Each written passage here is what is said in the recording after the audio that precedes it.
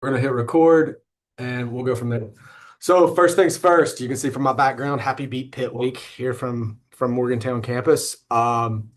This is one of my favorite weeks of the year. Like I've told you all from the beginning, I went here as an undergrad, but it's also a really cool atmosphere as the week runs down. We get a lot of alumni back. It is one of those things that we get a lot of people around here. We get a lot of people who show up. It's also a really, really cool rivalry. I put this up for this week for football season, but I also put this up when I'm teaching my online classes during basketball season too. So, um, excuse the background. I'll make one comment about it and then I won't make another comment about it. And I do put this up for some of my non-high profile meetings during the week as well. So, with that said, a couple comments because your homework grades are in for module one, and I just got to say, awesome job. Like, I don't really have a ton of other comments other than you all killed it. Um, Discussion was great. The discussion on the homework was great. Let me start there, and then I'll get to the group discussion here in a second. Discussion on the homework was great. The code was really, really good. Now, I know you did group code. Now, let me make a couple of comments on this because this is really, really important. The code in homework one is a lot more intense and deep than homework two. The homework two code is a lot more simplified. There's fewer functions. It's more direct. You don't have to write your own. Homework two is more bleh. It's simpler to code, but it's more of think about problems. So that's my hint. I know some of you have already turned it in. You're working that direction. Just remember, it's not a group assignment. Okay. It's not a group assignment. If you need help, don't be scared to reach out. I'm here to help you. Just don't wait till the last minute as I say this on Tuesday night and it's due on Wednesday. But overall, everybody's been asking great questions. I'm thrilled with how you're engaging in the material. You all are doing fantastic. The group discussions, I changed up the group discussion a little bit this year because I wanted to see what you would do. In the past, I've given you like things to read. Um, Let me double check to make sure because if I made it group, I'm awesome.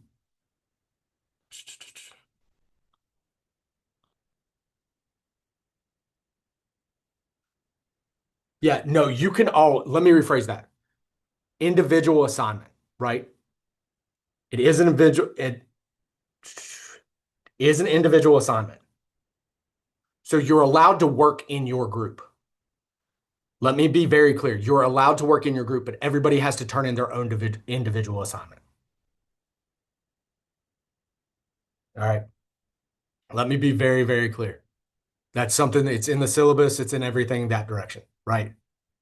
So that's one of the things. Homeworks 2 through 5, right? You can work together.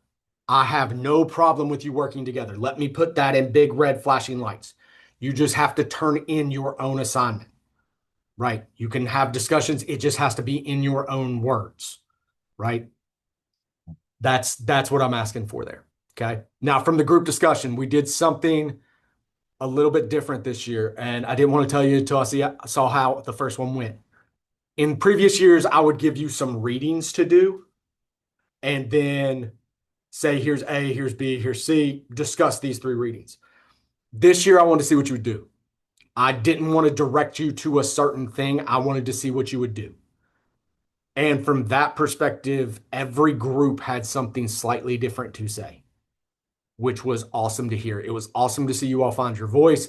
It was awesome to see what you all thought and how you all came from different backgrounds.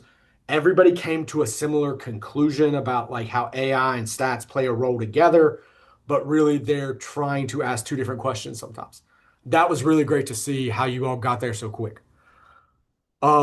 Discussion 2 is going to be a really cool thing to read from you all about the history of GitHub and the Microsoft acquisition and everything there. As much as I'm asking you all to use GitHub and we're using it for the class, I wanted you to see it, but it also has something to do with large language models and how they're trained and everything like that. And I wanted you to start going down that path a little bit. Um, for those of you all who are fully in the BUDA program, this is the only class I get to teach in the BUDA program. And I said get, not have to, because in the past I've taught up to 4 classes in the BUDA program. But in my new role, I don't get that opportunity. So I want to talk to you about some things that are, I think, very relevant. So we're going to do that. I'll post discussion 3 by tomorrow afternoon because I want to hear more from you.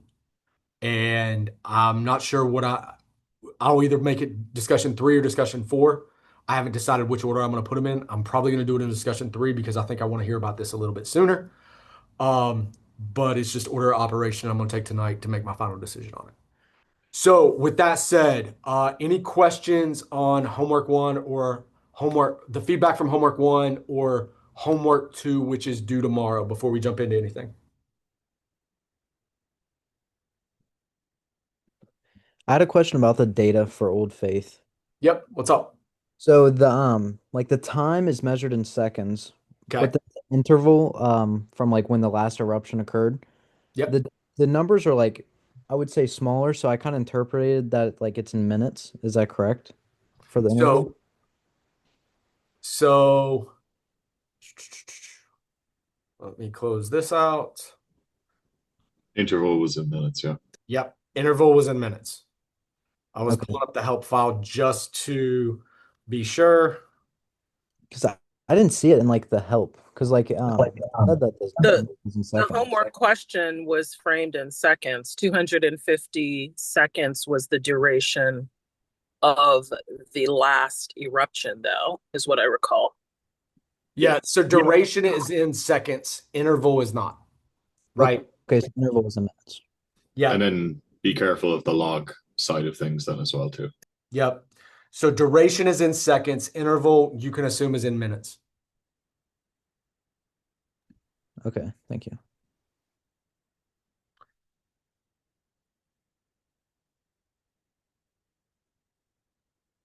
Any other questions on that?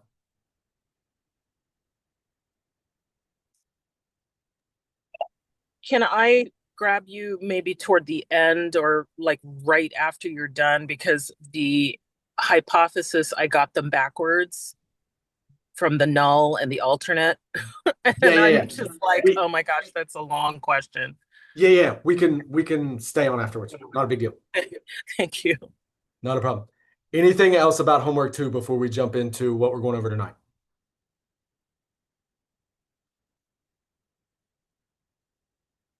Going once, going twice. All right. I'm gonna go ahead and share my screen. And I'm gonna bring up the entire desktop. Move this over. Everybody can share my screen. Get everybody set up here. That way I can see you. Get the chat going. That way, if anybody asks anything, and again, feel free to come off mute and yell at me, scream at me, and say, Brad, you're an idiot. More than happy to hear that. Like I said, I've got a 7 and 10-year-old, so I hear it all the time. And we'll go from there. All right, couple things. Bring in this over. Where'd it go? Stopped halfway in between my screen and didn't come clear over. Okay, so module 3. You'll see if you click the bottom link, you'll get the collaborate for tonight. So if you go in, it'll pull up GitHub. And this is the RMD document. Okay. This is the RMD document. You'll also see over here, I have the extra example set up that I will shoot tomorrow at some point. Okay. Thought I was going to get to it today, but fires exist for a reason. And apparently I have to put them out all the time right now. So I'll do that. If you click the MD document, you will see it as an already knit file for you. So you don't have to knit it. So if you just want to follow along tonight and you don't want to do anything crazy, you don't have to. Okay? If you just want to listen and kind of go along your way here, you'll see what that is. At the end of the night, I will push or I will commit a new file. Okay? I will commit a new file up so it will update all of this. All right? You will always see me at the end of the night, whatever updates I've made, I will push a new file up. Okay? Now, tonight, what we're going to be talking about is everything in Module 3.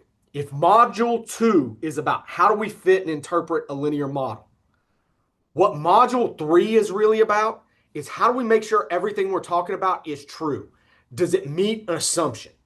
Does it do what we need it to do? So what are we looking for? There's really a bunch of linear like regression assumptions that we can all get crazy about. But really what we start talking about is we start talking about linearity. We start talking about independence. We start talking about normality, and we start talking about constant variance. If you can check off those 4 boxes, you win.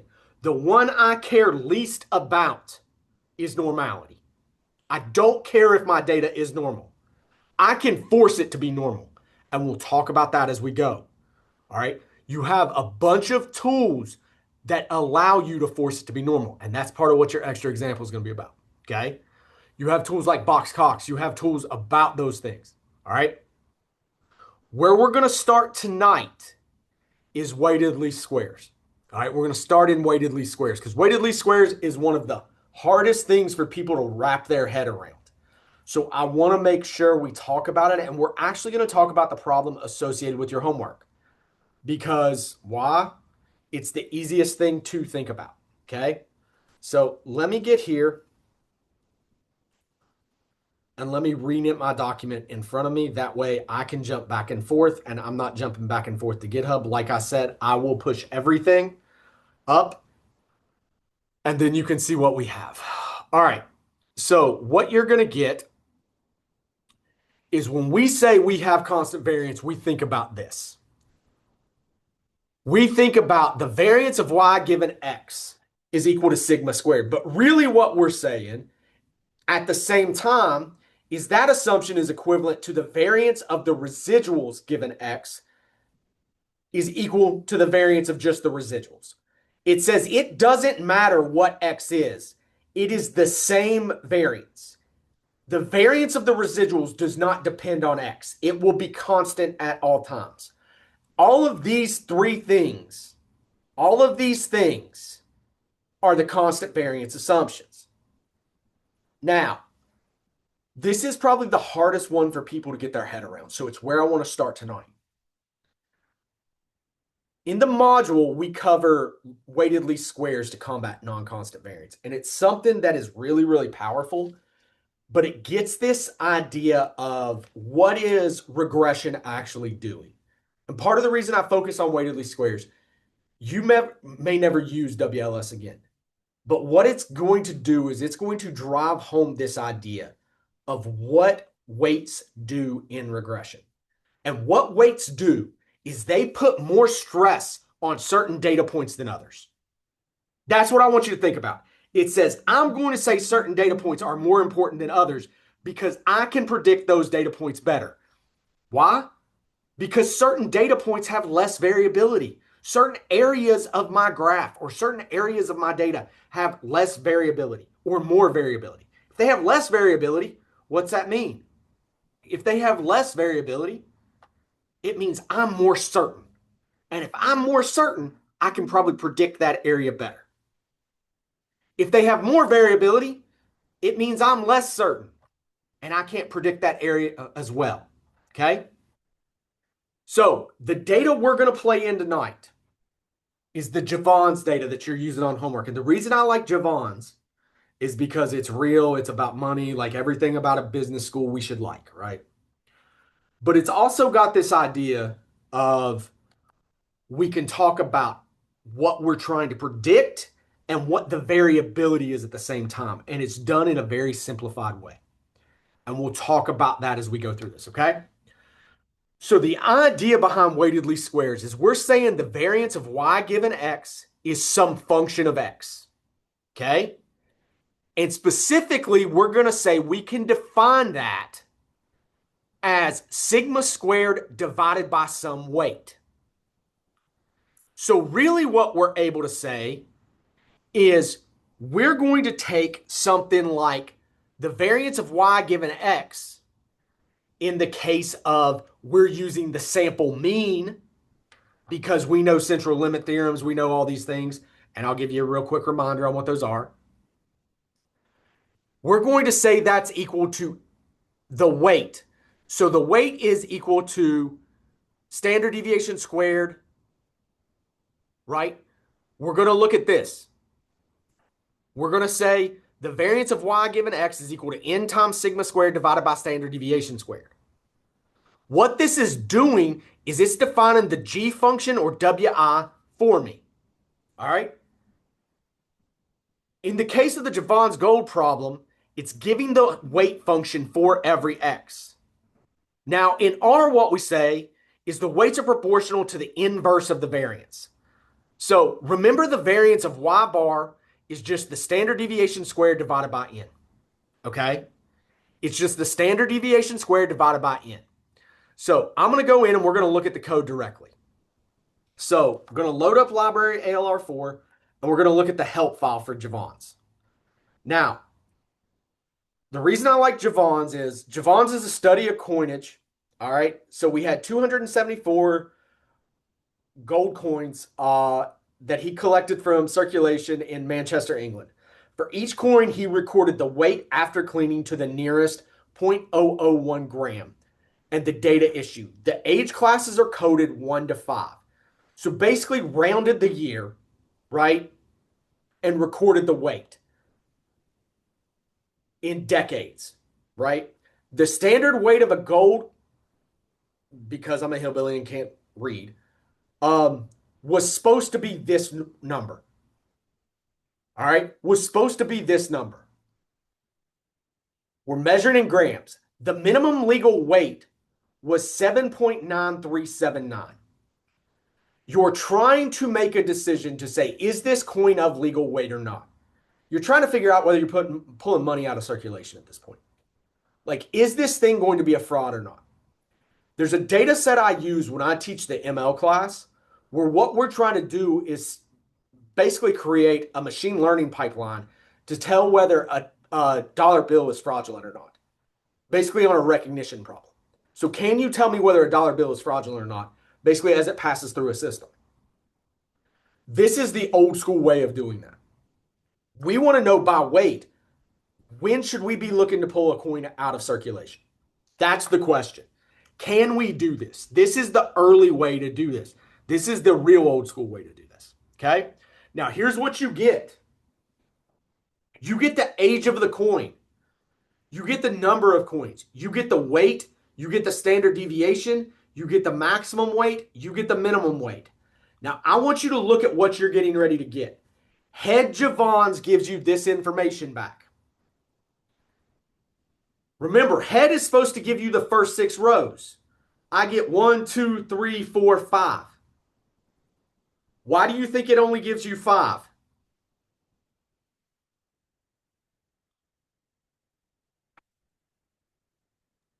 Five classes of the coins. 5 decades, right? Oh, okay. No, I mean, that's what they call it, right? The 5 classes. But that's what those classes mean. Right? Just to you're remembering it right. That's the way they talk about it. But those 5 classes are represented the 5 decades of age. So 1 means 0 to 10. 2 means 10 to 20. 3 means 20 to 30. 4 means 30 to 40. 5 means 40 to 50. Okay? The way they've done this is what they've really done is bend the age. All right, y'all with me on that idea? Now, what I want you to think of when you look at this data is you're reading a report produced by a third party. The third party is never going to give you their data. The third party is going to give you a table in that report. And it's going to look something like this. Here's the variable I'm interested in. Here's their sample size. Here's the outcome. Okay.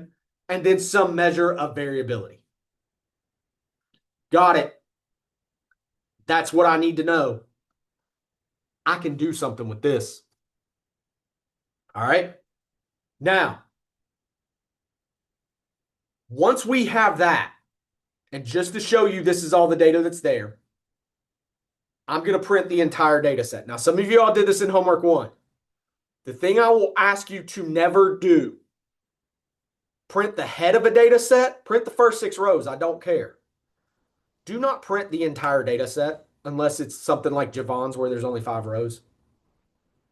If you're printing, think about the college data set. If you're printing 777 rows, and then I have to go look at it, when you upload your document, or I have to knit your document and I'm looking for where your answers are, that's a hard read.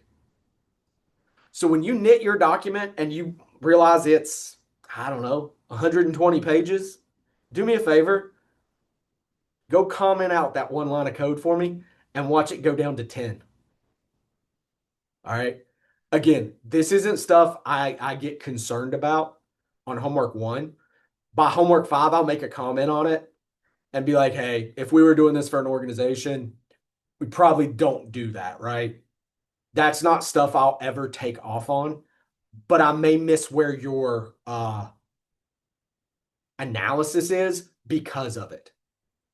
So if I can't find where your analysis is and write you a note that says, hey, couldn't see it, had to take points off on this, if you can show me where it is, happy to grade it. That's the type of stuff that it makes me miss. All right. Because there's a lot of stuff, or I have to go into your RMD and find it. Like there's stuff I'll go dig through to find it. Just do me a favor. Don't print your data set unless you absolutely have to. Okay. Now, what I want to do is I want to look at 2 different things. Because of the way this data is structured, I want you to look at this. I want to look at the weight. Now, this is, if you look at what weight is, this is the average weight in grams. So the way this is being reported,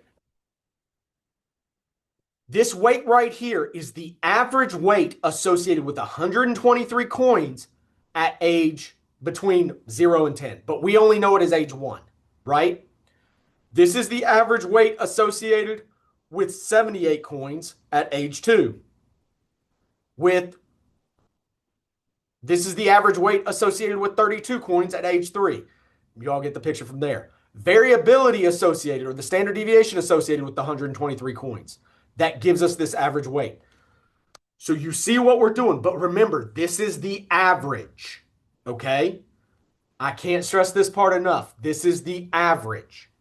Now, when we jump through this, what I want to do is I want to plot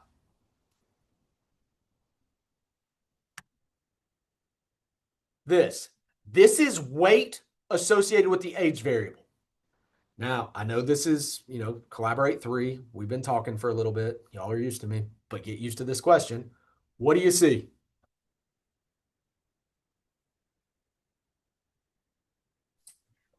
It's decreasing. As age increases, weight decreases. Shocked, right? Like we're all shocked by this. But that's really easy. Looking at our data, going back to Javon's, that would be real easy to see right here.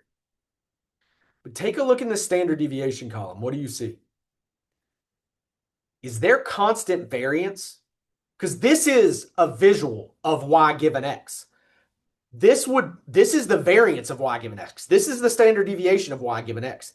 This is the standard deviation of this weight at this age. This is the standard deviation of this weight at this age. This is the standard deviation of this weight at this age. All right? So let's look.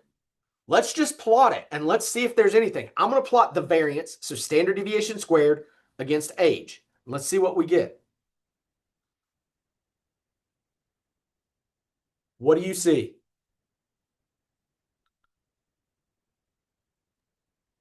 With more age, there's more variation.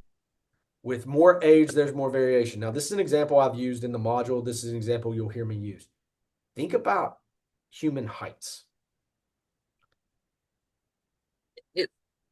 We have more variability in heights in adults than we do in children, right? There are feet differences in human heights in adults. We talk about inch differences in infants, right?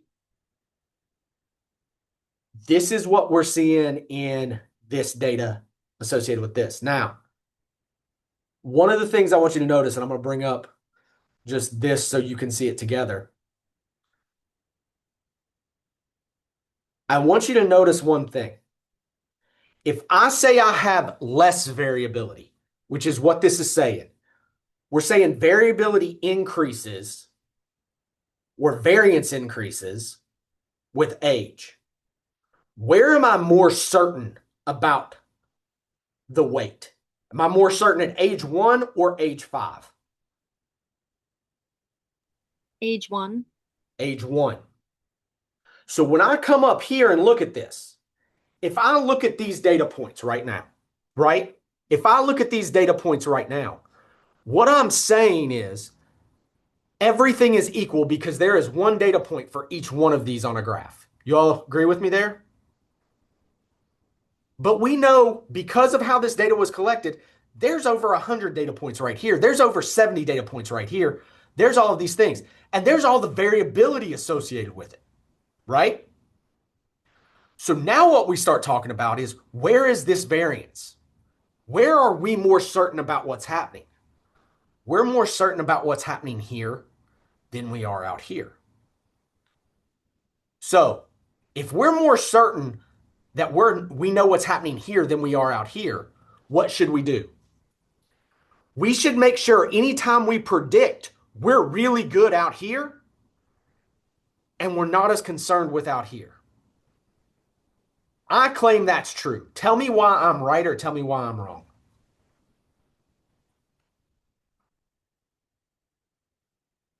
I'm telling you we should make sure we predict better or our line fits better at age 1.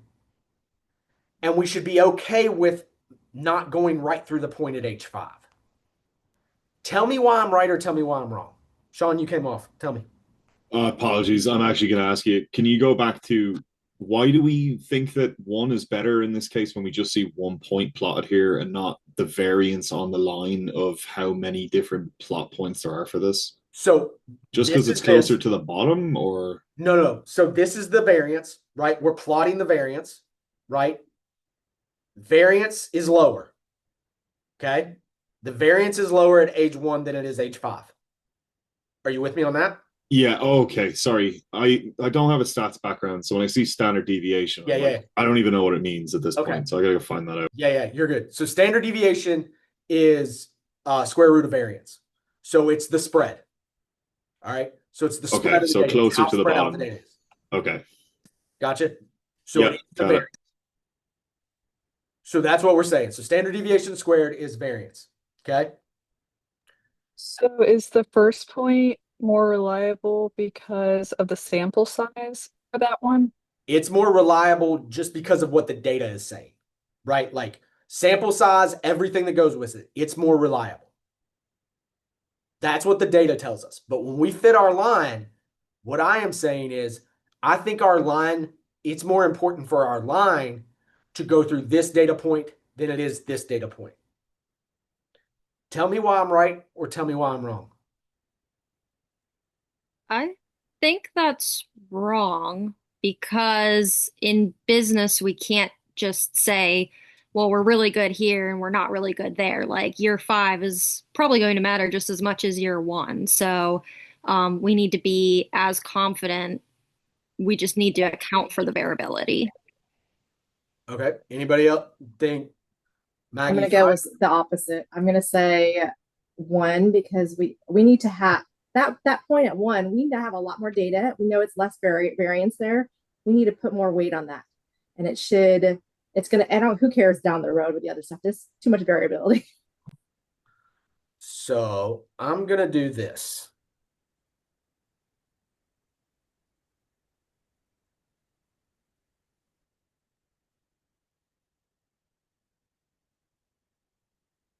I'm going to take it even further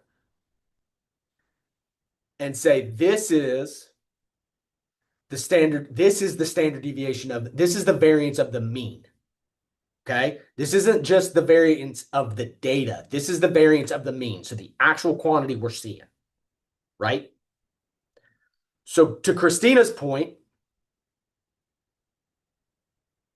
Christina said we have more confidence in here 5 years from now, who cares? Don't think of this as a forecasting problem. Think of all these coins are in circulation right now, right? You have coins that are less than 10 years old. You have coins that are 50 years old, right? We're trying to understand what the weight of any given coin in circulation is. So, Christina, you tell me if I'm wrong here. What you're telling me is that we should care more about here because there is less variability and we're more likely to at least have good accuracy here. Where out here, there's higher variability and we're going to be wrong anyway. Yes, that's what I'm thinking. Okay. Anybody disagree with that? I'll raise my hand. I'll give a third option. Do we care? Because over decades, coins change, styling changes. There's different times of when we do different minting and printing. Can we even look at it within the confines of that, really? Or so Sean's in the why are we doing this data analysis period? Which I mean is fair why we would ask those things, right? And so the question is if we're pulling a coin from circulation, right, and we're trying to look at these things, what we want to do is we want to try and set a benchmark from how you remove something, right? So if the premise of the question is we need to have a standard for when we know a coin has been rubbed enough, if you think about how coins are rubbed off and everything like that, are rubbed off and it looks like they have been kind of fraudulently made or something along those lines, that's where you're at. Because fraud is a huge deal in this type of stuff, right? Like money laundering is a big deal in this spot. So that's what I'll give you. Like from the third point of view, let's assume we're doing the analysis for a reason because we've been tasked to, right? So my question is, we've got two competing arguments. We want to predict out here because it's 5 years, right? Like we think these are the coins that need to come out of circulation. Or we need to predict better here because there's less variability and we can have higher accuracy. So just by show of hands or the reaction, how many of you think we need to predict better here because we have less variability? But should we do something within the set where we subtract the higher variance coins from the lower ones in order to come up with something or to understand what the actual weight should be or something like that? Sorry. No, they've set the policy on what the weight should be. They've told us what the weight should be. Okay, right? okay. This is the legal limit on weight. It is legal limit on weight is the minimum legal limit is 7.93.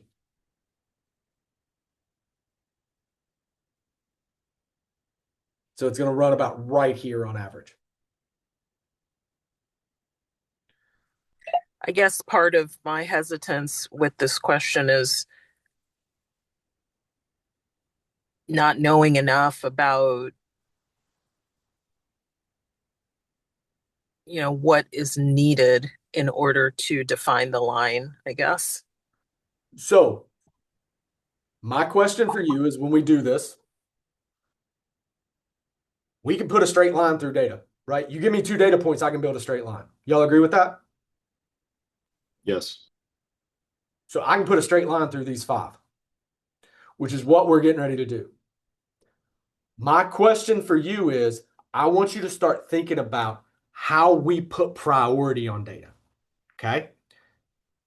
The truth is, when we predict something, we're going to try and predict where we have the most certainty well, because we don't want to give it up when we have certainty. So if I know I'm certain here, I want to predict really well here because I know I'm always going to be wrong out here. Even if I predict at the average all the time, because of the variability, because of high variability, I know I'm going to be wrong. I'm going to be more wrong out here. So we're willing to give up a little bit in high variability places or where the variability is the highest to make sure we're precise where the variability is the lowest. Okay? We want to be exact where the variability is small. And we're okay being broad where the variability is big. That's the way I want you to think about it. And that's what weights do. So when we come down here, and I'll come over to the plot we made dividing by n, this is the variance of the mean, okay? You learned this from Stat 101. If you don't remember it, that's okay. I'm giving you the equation, all right? The variance of the mean is standard deviation squared divided by n, where n is your sample size. This is the variance of the mean. Notice how it changes for everything. What we're saying is we can be much more precise at 1 than we are at 5. So when we fit this, we want to put a much greater weight at 1. So what we wind up doing is using a weight that is inversely proportional, so 1 divided by this number, for each weight, okay? So how do we do that? Well, inversely proportional means 1 divided by, okay? 1 divided by. That means just take the inverse, 1 divided by. So when we fit our model, I'm going to fit my normal regression model. I'm just going to say weights are equal to the inverse of that variance. And the inverse of the variance is, well, since the variance is standard deviation squared divided by n, the weight is just n divided by standard deviation squared. So you just flip it. That's what the inverse means. Flip it. And we're going to run it. Now, when we look at the summary of this model, what you will see is it basically says a coin at 0 years old has an estimated weight of 7.996. For every decade, the coin's average weight decreases by 0.02 grams. All right? 0.02 grams. Easy enough. All right? Now, let's fit it without the weights and watch what it would do.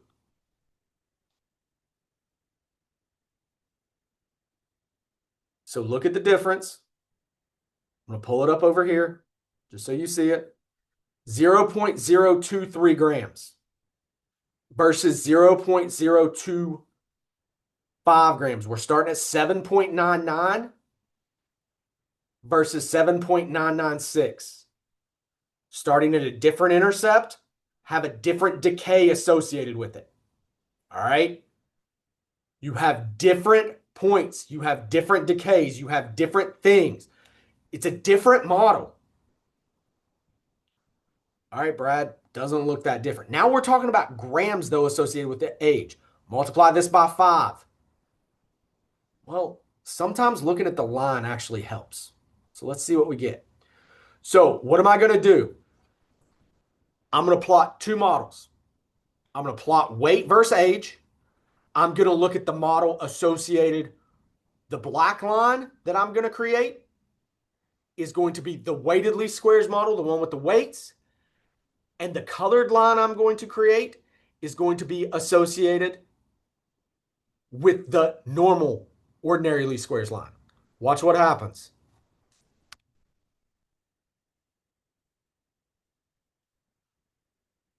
Now take a look. What do you see the differences as? Let me pull it up in this just so you can see it. It'll be highlighted a little bit better. What do you see? What's the black line do versus the blue line?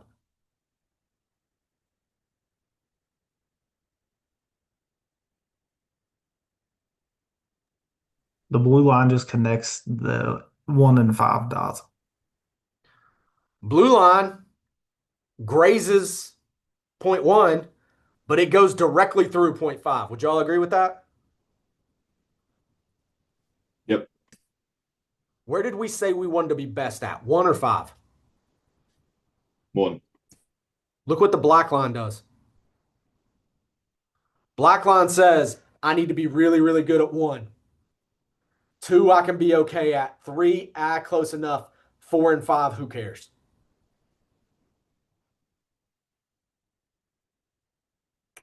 What it does is it prioritizes the places with the lowest variability. It says this is most important because I can be good here. Out here, I can't be good. There's too much variability. Think about I think about the penny with this, right? There are people who collect pennies. They go to the bank, they get brand new roll of pennies. I think about my grandpa, right? My grandpa would go get pennies and he would just put them in this big water jug and they would stay there for years. Brand new pennies, 20 years old, never been touched. And then he would find them on the street and they'd been rubbed completely off, right? Those are the differences, right? So when do you pull it out of circulation? That's the question. The question is, based on this model, based on your predicted line, when does it cross that 7.3 threshold? When does it cross this 7.9379 threshold? So after 4 decades, area under the line. Right here. That's going to be the question. That's going to be the question. How do you do that? You predict at 1, 2, 3, 4, and 5 and figure out where it crosses it. Okay? Figure out where it breaks this.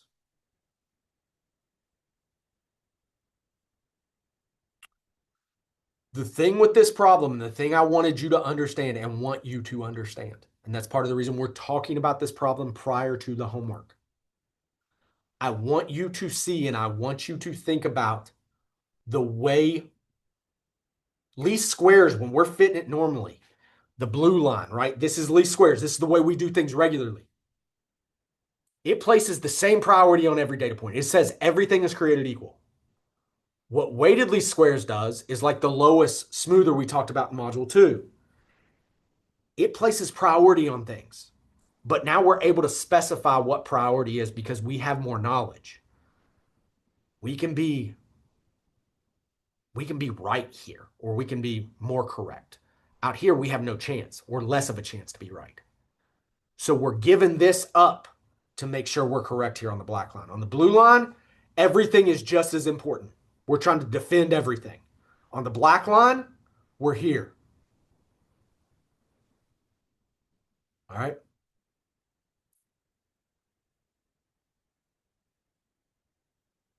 Sean. Okay, let me read what you put in the chat here.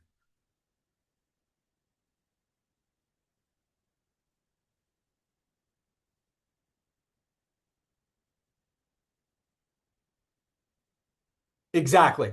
So Sean uses a funnel analogy here where really we're trying to think about the tightest point. And that's what this is. And you'll see why the funnel analogy actually works really, really well here in a second. Okay. Works really, really well here in a second. But this is the idea. This is the idea. All right. This is where we want to be right. All right. From a weighted least squares standpoint, your takeaway from this is weighted least squares allows us to prioritize data points differently when we can specify. Weighted least squares, the one thing I will tell you, it works really, really well for tabular data like this or when we have discrete data points. If you're trying to do it with continuous data, it doesn't work great. And I'd tell you that in the module. Okay. Any questions on this?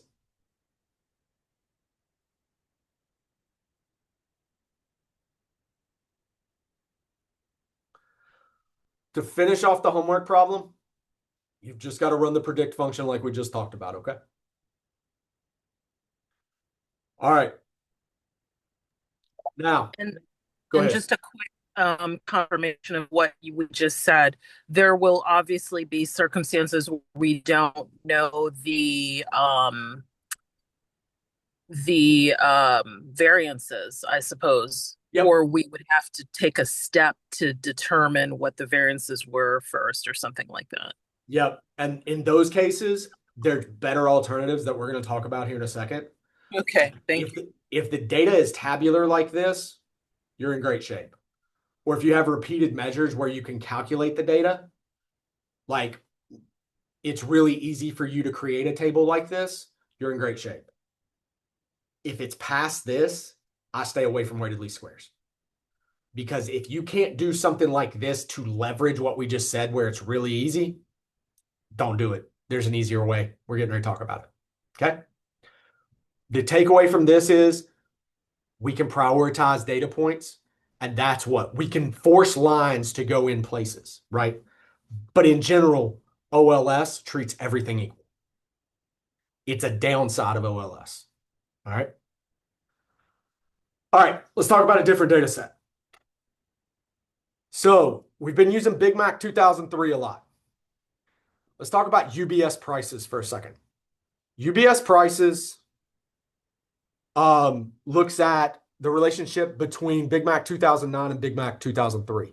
So it's Big Mac 2009, bread 2009, rice 2009, Big Mac 2003, rice 2003, bread 2003.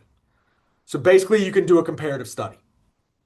Now, one of the reasons I harp so much on Big Mac 2003, Big Mac 2003, Big Mac 2003 is at some point we're going to hit this data set, right? So I want to be able to say Big Mac 2009, bread 2009, rice 2009. Just as a reminder, this is the number of minutes worked to afford these in cities around the world, okay? Now, what we're going to do is we're going to come back and we're going to look at what you typically look at to check to see if you meet assumptions. All right. And we go through this in the module. So what I'm going to do is I'm going to try and predict. I want to understand or try and predict how long does it take me to afford a Big Mac in 2009 using 2003 prices. And we'll call them prices because it's how long do you have to work, right? All right. So I'm going to fit a model using the 2003 metrics against Big Mac 2009. I'm going to look at my summary. I'm going to come down here. I'm going to see rice has a negative coefficient that is not significant. Big Mac 2003 positive. That's not shocking because I'm trying to predict 2009. Bread 2003 positive, but rice isn't significant. Okay.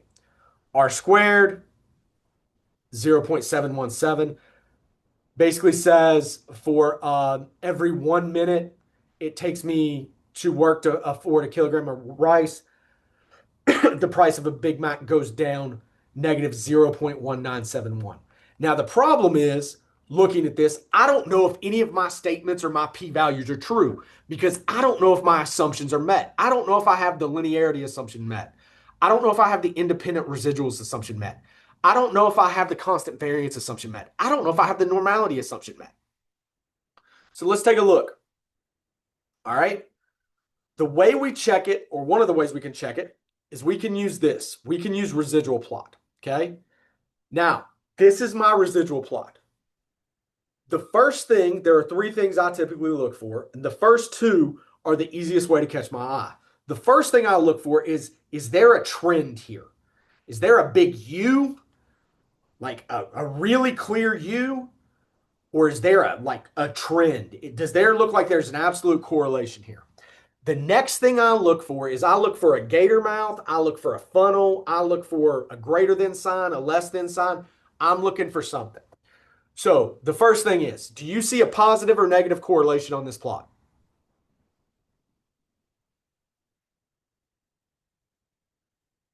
Y'all, that question is obvious if you see it.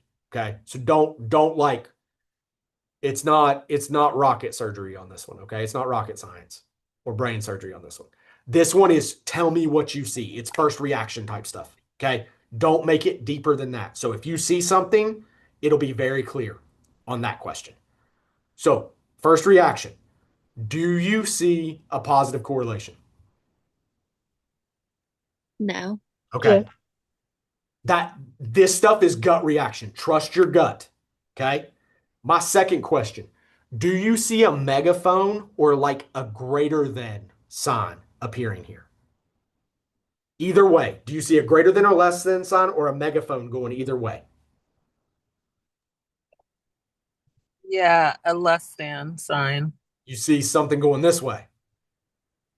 That's good gut instinct. I see it too.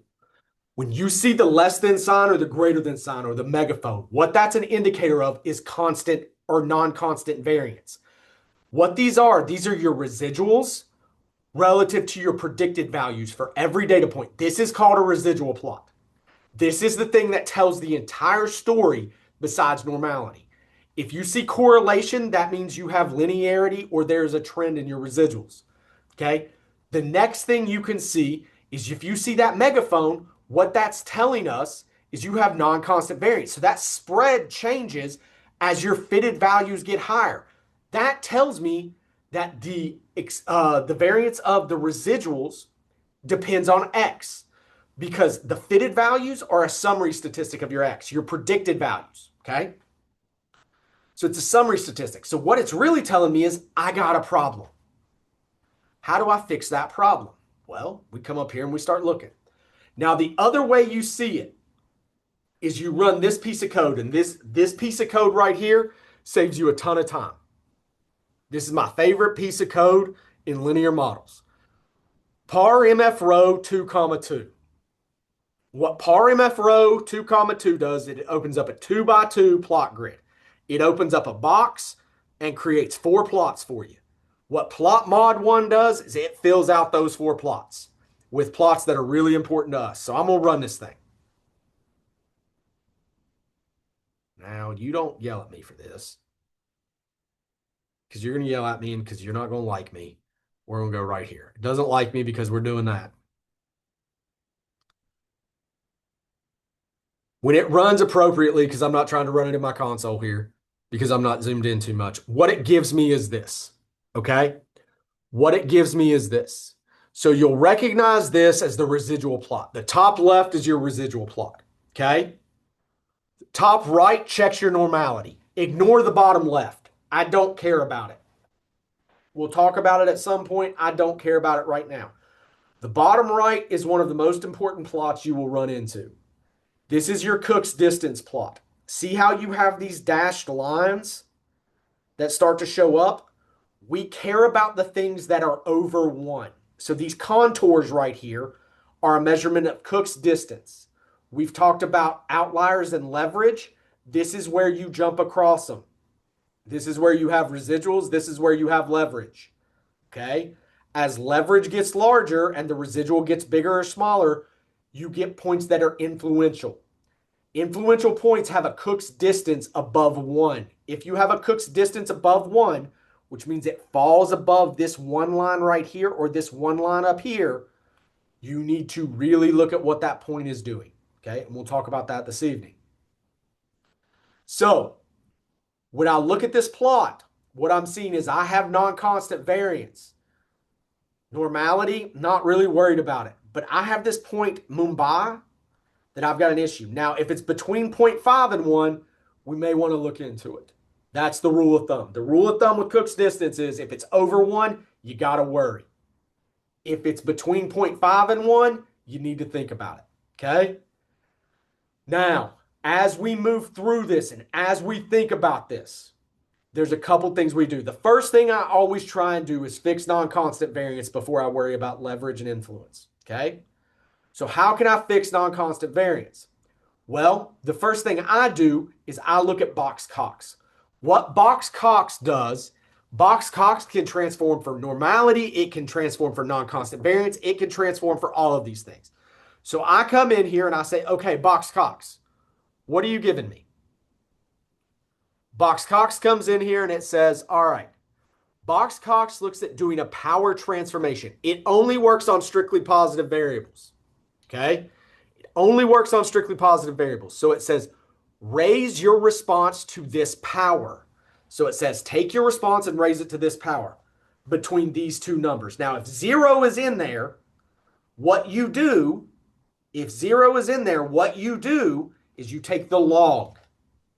And we've talked about logs in Module 2 and why they're such a cool interpretation. Okay? Now, when you take that log, what it's suggesting from that is take the log of the response. So let's run the log of the response and let's see what it does. Log of the response. Now I'm going to come in here and I'm going to run my residual plot again. Looks like it did something to my residual plot. Don't know what yet. All right. We're gonna run my 4 plots again that I like so much. It's not gonna run, so I'm gonna scroll down here. Okay. Here's what I'm gonna see. This doesn't look as bad. I will tell you that right now. It's not great. There's still that little megaphone to it.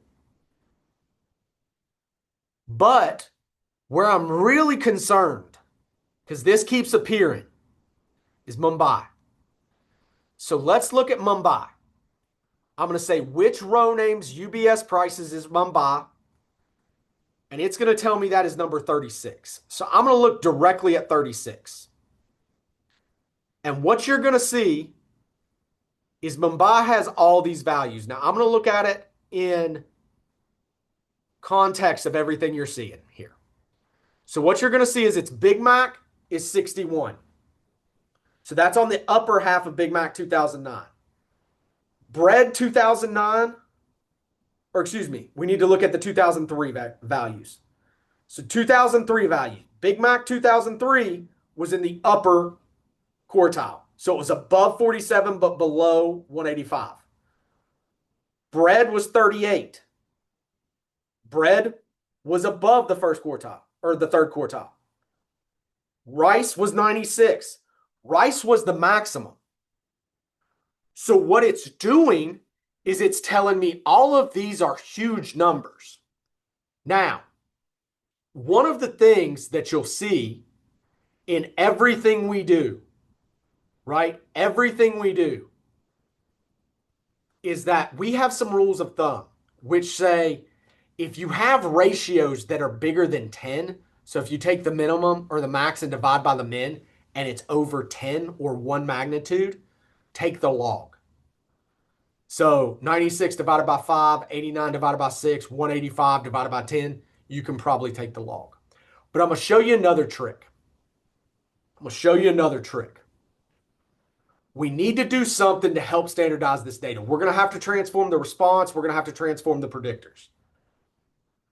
There's this function called power transform that if we give it all of the variables at once, like this, and run the summary, it will recommend a set of transformations for us. This only works. What are you yelling at me for? It's because I've got to attach UBS prices first. And when I run it, it gives me this type of stuff. Now, I'm going to go to the markdown file to show you what this looks like. Okay. Now, what it gives me is it gives me recommendations. What it gives me are recommendations for this transformation. Okay. And by giving recommendations for this transformation, it's telling me this will force what's called multivariate normality. This is the heaviest restriction you can possibly have. It's telling me these are the recommended transformations. Now, there are such things as close enough, okay, which we'll talk about here in a second. It will tell you if you fit this model, it will guarantee the most stringent test to be met. But we don't need the most stringent test met. We just need it good enough. It says if you raise Big Mac 2009 to the negative 0.5 or 1 over the square root, it'll work. Take the log of rice 2003, take the log of bread 2003, and then take Big Mac 2005 to 1 over the square root. Y'all, I've been doing this a while. That's a hard model to interpret.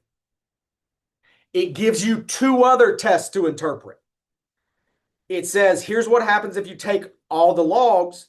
Here's the p-value that says, is that multivariate normal? Here's the one that says, if you don't do anything. If either one of these p-values are not significant, this test meets the multivariate normal transformation. Again, the multivariate normal transformation is the most stringent thing you can do. It is overly restrictive. But what we can do is use these things as recommendations, because these things right here are confidence intervals. Well, come back to that here in a second. If you're using this by itself to fit this model, what you can do, the recommended model that will meet all possible assumptions, is you say Big Mac 2009 to the negative 0.5. Log rice, Big Mac 2003 to the negative 0.5, and you put it in this indicator. It's not an indicator, it means independent. And then say log bread 2003. And then you run it. We can look at the summary. That is an ugly model to interpret. Okay? But you see, the only coefficient that comes back significant in this model is Big Mac 2003. It says the prices in Big Mac 2009 aren't linked to rice or bread.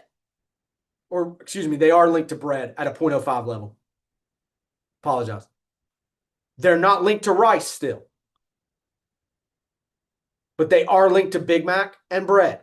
Now, interpreting these coefficients because of the transformation you made is extremely difficult. We can check the summary, or we can check the residuals. Minus a couple data points here, this is pretty stable. Everything works with the leverage and the influence now. We have nothing to be concerned about. Let me show you one change. And I know we're a couple minutes over. We'll be done in the next 5 minutes. Watch what happens if I do this.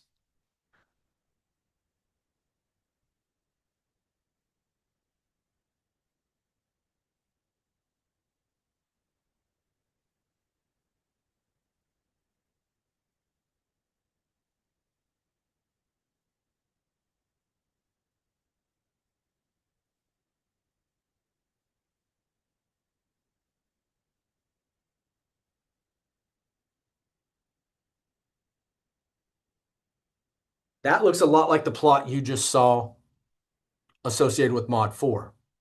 So look at this plot and look at this plot. This is me using the log. Let's go to the next one. Residuals look good. Normality looks good. Don't care about this plot. Doesn't have any type of influential point. But think about what we talked about logs and log interpretation in the extra example I shot to you. Log, that's percentage increase land. We like talking about that stuff, and this meets all assumptions. That's a much easier model to interpret. It meets all assumptions. And if I look at summaries,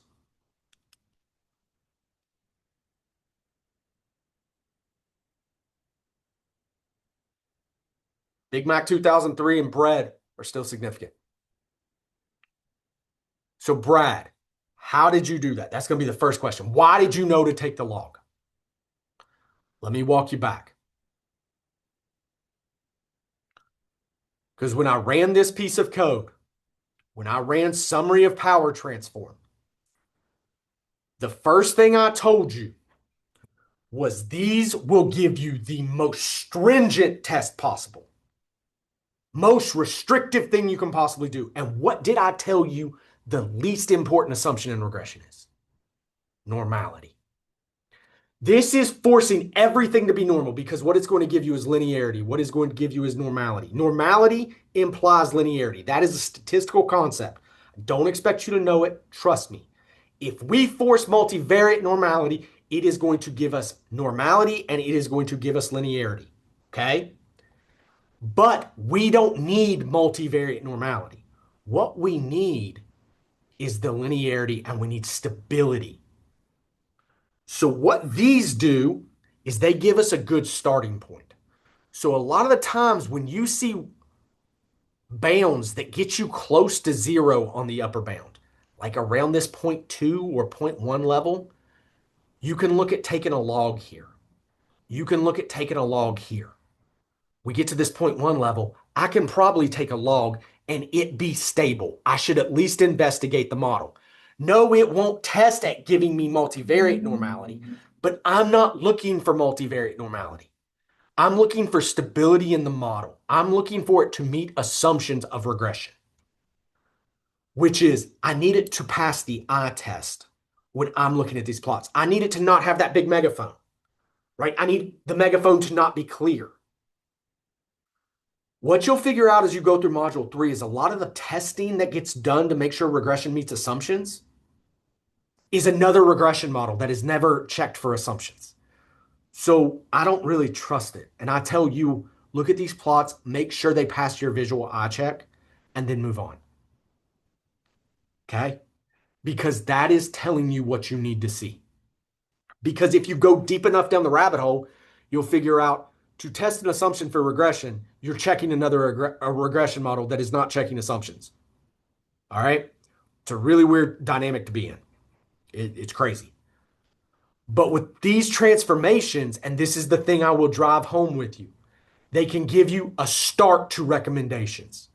That's part of the reason I have you do discussion 1, is to understand, and the reason we talk about p-values the way we do. These are recommendations. These are in the eye of the beholder. You don't have to take them as I reject or I fail to reject. It is what is it actually answering? Okay, I can use this number for something else. I'm using this as a recommendation for multivariate normality. I don't need multivariate normality. I need a recommendation for a possible candidate transformation. That's what we're using it for, a possible candidate transformation. That 0.5, that 0.26 gets me close to zero. Let me look at this. If I like the interpretation that it gives me, it's fine. If it squares it, cool. We understand what a squared variable means sometimes. But in this case, we like logs. We like don't transform. We like those type of things, okay? All right. I'm going to shoot an extra video on the rest of these examples, and then I'll shoot the extra example video tomorrow as well. I don't want to keep you all past 7:15. Sean, you had a question. It's okay if you want to just keep going. No. I'm cutting it right here. Sean, you had a question, and then I got a couple closing comments for tonight. Totally. So if you're able to just really high level define what your rules are when you interpret the power and the bound as well too. So one of the things that we saw was if it's in the minuses, minus 0.5s, we want to square root something. If it's at zeros, we want to log it. Is there anything for above that we want to do? So what this is y to this power, right? So minus 0.5 would be like minus 1/2, right? So y to the 1/2 would be square root, right? Y to the 1 would be don't do anything. And I cover this in the module, right? So like these are power transforms. So all we mean by power is raise y to this power. That's all you're doing, okay? The only special number is 0 because y to the 0 would be make everything 1. So mathematically, we have this thing that says rather than make everything 1, take the log of it, okay? That's the reason you all have seen me take logs so many times. There's a couple things you'll hear me say on rules of thumb that if you have strictly positive variables and you can look at the max divided by the min and it's greater than 10, take the log. It'll stabilize a whole lot of things for you. Strictly positive, those type of things. You look for things, you look for huge jumps like what you have in Big Mac 2009 here, where you can see that ratio being as big as it is. Log typically help you out. And again, you understand why we talked about kind of price indexes and things like that. Those really work to your advantage, especially in like economic trends, but also in counts and things like that. So when in doubt and you've got a positive variable, the log is kind of what you go to first, and you'll figure that out as you go. Like log is easiest, if you're choosing ever between square root and log, lead and log first, just because of that percentage interpretation it has. I know it seems crazy. I know, because in algebra, when you took algebra, you're like, I'll never use log again. And I'm sitting here telling you log is your best friend in statistics. But it's the stability of it. Any other questions? For every model we fit from here on out, you will check assumptions, and we will go through assumptions really fast. Okay. We will look at those assumptions. We will talk about those 4 plots. So this isn't just one-time rep and forget it. Every video I shoot from here on out, we will check assumptions of a model. All right. So if it moved really fast for you, you'll see me do the lakes data in another example, and you'll see me do the extra example for you. So you've got this plus 2 more videos coming on the topic to kind of go through it. All right.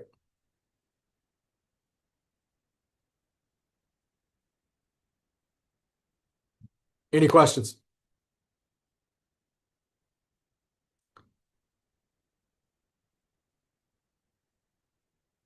Y'all, I will tell you this. You all are doing amazing. Um, I can't say it enough. I've been doing this 10 years. That was probably the best first set of homework I've seen. And I say it with the utmost respect to the other groups I've had, because I've had some pretty awesome groups. That was the best set of first homeworks I've seen. So if you all need anything, yell at me. Extremely, extremely excited to see what's next and what you all have coming. So yell at me, keep me in the loop. And if y'all need anything, please let me know. Okay. Have a great week, and beat Pitt.